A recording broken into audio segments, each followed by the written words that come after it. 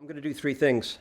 I want to talk about, under three headings, life in the Anthropocene, which is a way of talking about or reflecting upon the hegemony of the language of resiliency and adaptation, and why we should be careful about it.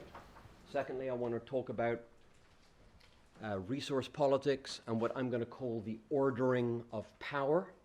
And thirdly, I'm going to talk about a few words about the economies of violence. Okay. Let me start then, if I may, with this Anthropocene question. I want to explore, it's really, I think, an extension of Betsy's paper, but with a slight inflection. I want to explore this great comment by Mark Duffield: nature has been rediscovered to function as a market. Nature has been rediscovered to function as a market. If you just take in the last year, the IPCC fifth assessment, grim reading, risks all over the place. By my calculation, the word risk appeared 6 to 8 times on every single page. 8 catastrophic risks. Same, just shortly after, World Bank, WDR 2014 on risk. And of course, it's the bank, so it's risk as an opportunity, as if small farmers were hedge fund managers. And of course, then the World Economic Forum and its complex assemblages of global risk, teleconnected in complicated ways, a global risk portfolio that enrolls all sorts of powerful global actors. It's as if I could then use not the language of the apocalypse, although there's good reason to use that, as Betsy points out, but to rather than see what Michael Dillon has called life as continually becoming dangerous. Life continually becoming dangerous, what Ash Amin, who you will know, I'm sure, has referred to catastrophism. Conditions so volatile, so non-linear, so unpredictable, so unanticipated. It's as if, to quote Walter Benjamin, we live in a permanent state of emergency. Now, that is, it seems to me, whatever the scientific status of the Anthropocene, in existential terms, it seems to me, that is precisely the lived reality of some purported Anthropocene. And for my purposes, whether that's good, bad, or indifferent, we can talk about that, the epistemological questions about the existence of the Anthropocene and all of that. Seems to me, for my purposes, what is striking to me is the degree to which that worldview, that language, that key word, if you like, of catastrophism, of life as becoming dangerous, is so now wrapped up with the language of adaptation. After all, IPCC 5 was about adapting to the inevitability of global climate change. Not just adaptation, but adaptive governance, adaptive strategies, adapt now. As Jesse Rabeau said, the language of adaptation has gone viral, and that has now been attached to some sort of affinal words, the most important of which, of course, is resilience. And I needn't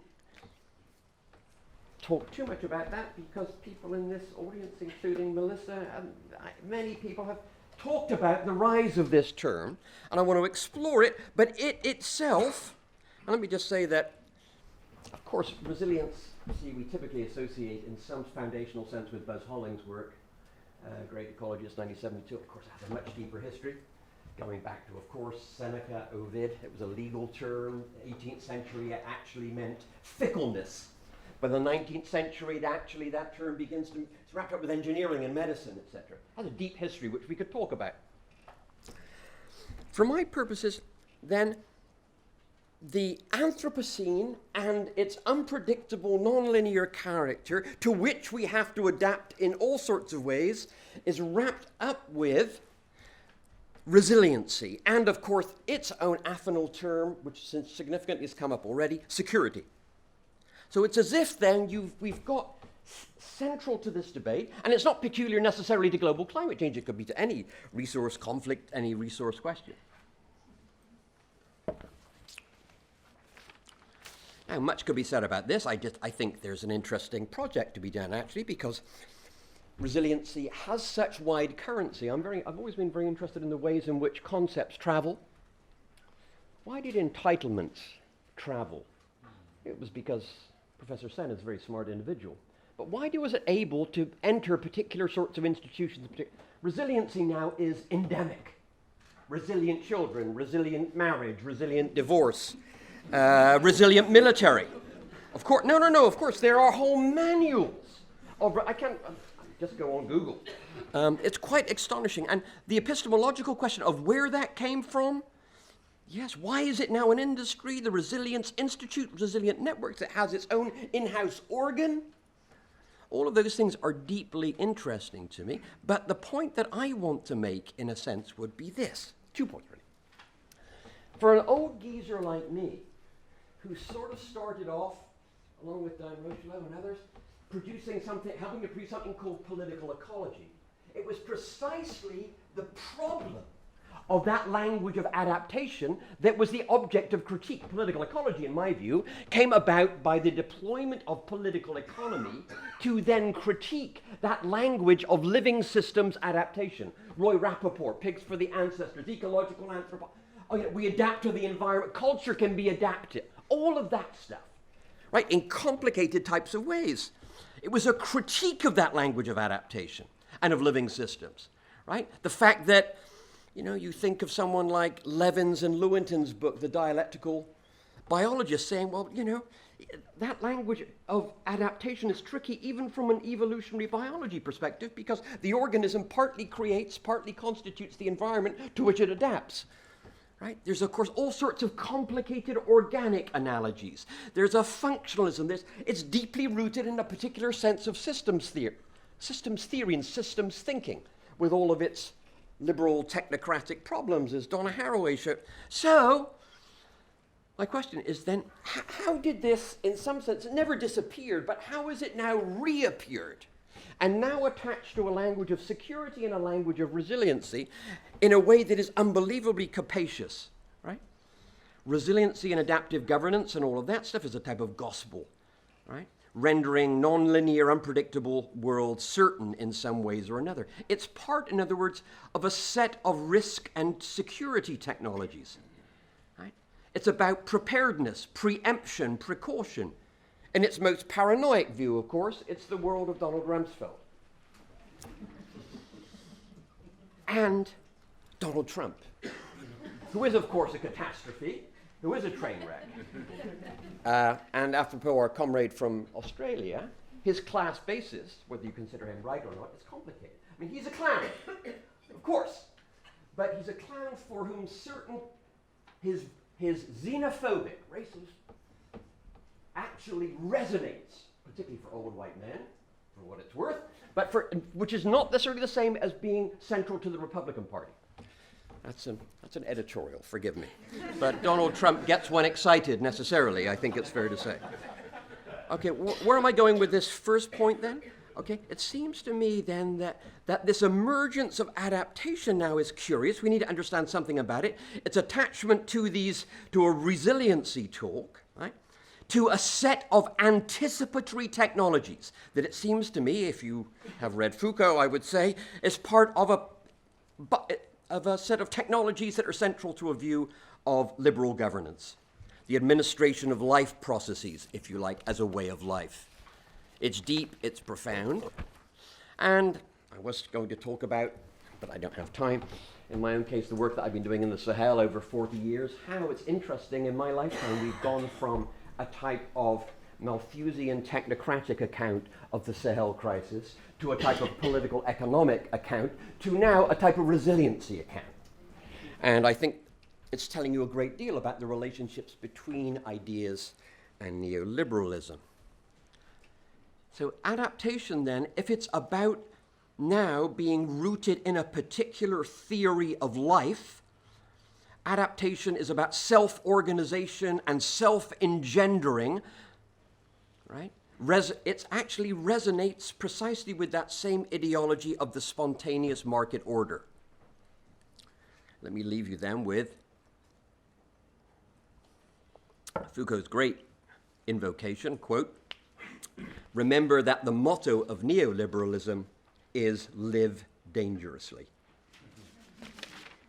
All right, institutions and resources. So, what's my provocation? I was asked to provide I think we've got to be careful about this resiliency adaptation talk.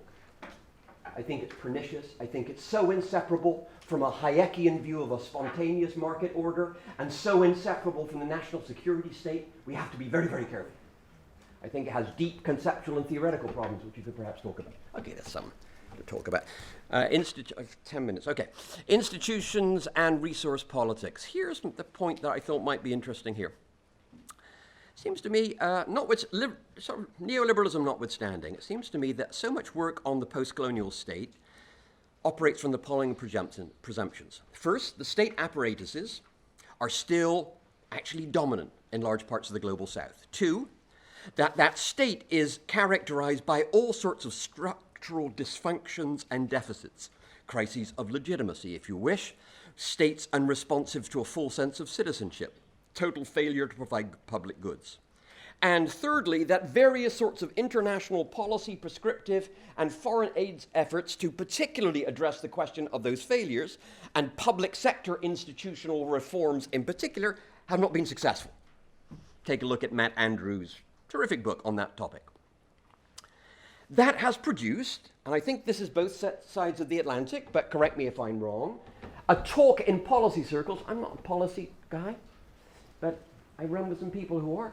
That's produced this interesting discussion about development assistance, institutional reform being politically smart, politically savvy.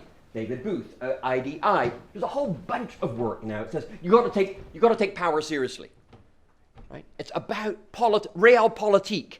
Okay. And Matt Andrews' book on institutional reform starts from the presumption that the problem with institutional reform of various sorts is that it suffers from what's called isomorphic mimicry. I know, nasty language, but the result is that if you hold public institutions and institutional reforms subject to a shopping list of governance indicators against which you measure whether the public financial system in Botswana has gotten better, what you find is, in fact, that there's isomorphic mimicry. That's to say the reforms have not, in fact, have been shallow and have not restructured public financial management as much as they've been captured in new ways by powerful political interests. That type of argument. Hence the need for politically savvy. Okay. Someone's nodding, so must have. All right, so you have that on the one hand. Then you have the type of world that I inhabit and some of the work I do, the resource curse. Right? Let's take Nigeria, oil, that could be anything. Right? And the argument here is that if in fact someone like Matt Andrews says that, well, what you need to do to avoid isomimicry is that there are three necessary conditions for effective reform. You need a robust coalition of dominant incumbents. Two, you need alternative logics and practices that must exist as an alternative to the current functions. And thirdly, you need what he calls widely distributed institutional agents who build consensus and lend support for institutional transformations. It's an interesting book. Some of you have read it. To me, that's all well and good, but it's very heavy on agency, the ability for all of those things to happen, without actually talking about precisely the political conditions under which, the conditions of possibility, under which that could happen. Heavy on agency, weak on structure and on power. As opposed to Nigeria, as opposed to the resource curse, which of course is exactly the reverse. It's the dead hand of rentier states. Right? There, it seems to me, you have a different type of argument, which is precisely about the degree to which the sort of Dutch disease, problems of managing booms and busts, rentier politics, etc., has produced this sort of unmovable, as Chinua Achebe wonderfully called it once, describing Nigeria, the state as a big, crappy family. Right? It's that notion that it gets encased and is ultimately sort of unreformable by virtue of this dreadful logic of the centralization of state revenues, which produces an elite cartel protecting and at the same time feeding from the trough of federal revenues. Okay. point that I want to mention here is simply this, that I don't have time, I've got a paper here if anyone's interested. I've been doing some work with a colleague, Doug Porter, looking at one particular state in the Niger Delta, where in fact you don't get those things. In other words, the problem then, it seems to me, with the resource curse literature is it's monochromatic, right? It doesn't begin to explain that even in, and of course Nigeria is everyone's worst example of everything, right? Even in Nigeria, a complex 36-state federation, you have massive subnational variation, massive institutional variation. Right? And that's precisely what's left out. And our study, which I've just mentioned now, was in Edo State, precisely looking at not just those conditions that Matt Andrews talks about why reforms, actually progressive reforms, were able to happen in Edo State, but their political conditions of possibility, and how a very clever, charismatic former trade union governor was able to assemble in ways, incidentally, that didn't look anything like the World Bank procedures for institutional reform, was able to assemble in an interesting way these institutional bureaucratic reforms, which would be an example of what Michael Mann calls infrastructural power, extending institutional capabilities with complicated type of political alliances, and we called that fiscal ethnography, for what it's worth. And I could talk about it more, but I won't because I'm running out of time. My point here, it's talking about that, what I call ordering of power. It seems to me, if at whatever scale level we're talking about, that institutions matter and reforms matter, linking then these questions of institutional efficacy with a sophisticated theory of power, the orderings of power, and how those orderings, call them political settlements, if you will, call them inclusive political coalition, how the two come together strikes me as being hugely important. And my last point in my remaining 4 minutes is, oh yes, economies of violence. Here, this is, of course, just a response to looking at the nightmare and the Macedonian border and small 3-year-old boys washing up on Bodrum Shore. Look, I thought that World Development Report of 2011, I'm not a World Bank guy, I thought it was very smart and interesting, full of contradictions. All of the impress of a report produced by committee, all sorts of. However, standing at the center of that security conflict, focusing on conflicted and fragile states, right, was, quote, strengthening legitimate institutions. It's about saying legitimacy matters, right? To provide social justice, citizenship security, and jobs. Now, we can argue about whether and how the bank, who is constantly rewriting its own history and writing itself out of its own history, can pursue that. I'm with you. But that report was, to me, and maybe it's Nigel Roberts who was the brains behind it, I'm sure some of you know, very, very interesting to me. It opens up, in a sense, then, that nexus of, again, looking at institutions, power, etc., etc., etc. The model that they had of conflict, it was a stressor model. Actually, coming back to my first point, taken, actually, from the study of immunology, preposterously, as a way of trying to understand the genesis of conflicts. So it had all sorts of problems with it, and much of the work that's been done here, and Paul Richards, and God knows who else, really interesting stuff on the genesis of conflict was read out of that report. So it had all sorts of problems. It was, as Chris Kramer says, entirely consistent with a liberal theory of democracy.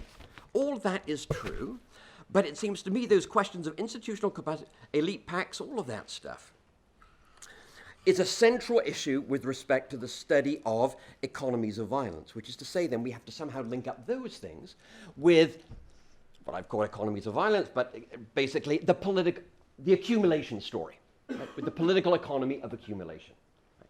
I just want to leave you with this thought as being something that's important, we can talk about it, is that, again, if I think about, and to my last point, if I think about Nigeria and the work that I've been doing recently comparing two insurgencies, Boko Haram in the north and the insurgency that came about in the Niger Delta, right? Armed state actors. Okay. What is striking to me is this, that despite their enormous differences, Boko Haram draped in the language of Islamism, okay? Mend, or the insurgency in the Delta, draped in the language of citizenship, exclusion. Okay. What is striking is that in terms of the conditions out of which they grew, there's an interesting structural similarity which pertains precisely to the intersection of political economy of accumulation and these questions of legitimacy, authority, and institutions. And that is that the people who were recruited for both were in some fundamental sense excluded from, let's call it, conventional forms of authority. The state, which they saw as corrupt. Customary rulership, ditto. Religion, of course, for Boko Haram, the center of Sufi power are entire.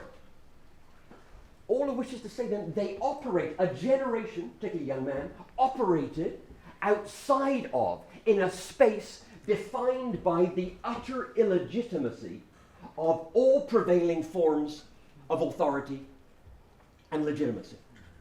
And it seems to me that may be exceptional to Nigeria in all sorts of ways, but that phenomena of then trying to understand what emerges within those spaces defined by that exclusion from authority, within which the ruling ideology, the politics of ressentiment, as McGovern calls it, is total and utter alienation.